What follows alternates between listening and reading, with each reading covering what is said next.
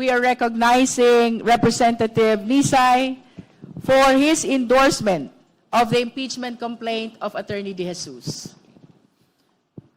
Good morning, Madam Chair, honorable members of the committee, and all the esteemed guests. Article 2 of the 1987 Philippine Constitution states that sovereignty resides in the people and all government authority emanates from them. Bilang kinatawan ng mamayang Pilipino at bilang House Deputy Minority Leader, humaharap tayo ngayon para sa konstitusyonal na proseso sa pananagutan ng mataas na opisyal ng bansa, na ngayon ay may alegasyon ng graft and corruption, culpable violation of the Constitution, at betrayal of public trust. Bago po ang lahat, nais kong bigyan diin na sa magiging impeachment proceedings na ito ay maging pundasyon nawa ang tama at patas na proseso.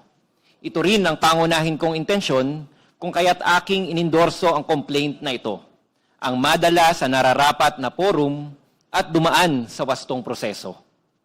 Tayo ay sumusunod at susunod sa bawat tamang prosesong idineklara ng batas. Unang-una, tiwala ako na ang impeachment complaint na aking inendorso ay sufficient in form. Batay sa ating rules, kaugnay sa pag-evaluate ng impeachment complaint, ang isang impeachment complaint para maging sufficient in form must be verified by an affidavit that the complainant has read the complaint and that the allegations therein are true and correct of his personal knowledge or based on authentic records. This can also be checked sa page 13 ng nasabing complaint or sa verification page. Clearly, ang complaint na ito ay verified by an affidavit executed by Attorney Andre De Jesus, stating that he caused its preparation, that he has read and understood its contents, and that the allegations therein are true and correct based on his personal knowledge or on authentic documents.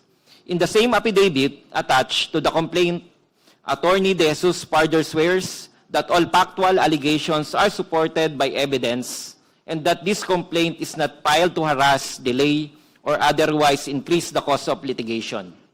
Accordingly, para mag-comply sa formal requirements, ini-endorso ko ang impeachment complaint through a resolution of endorsement, duly signed and sworn to before the Honorable House Secretary General.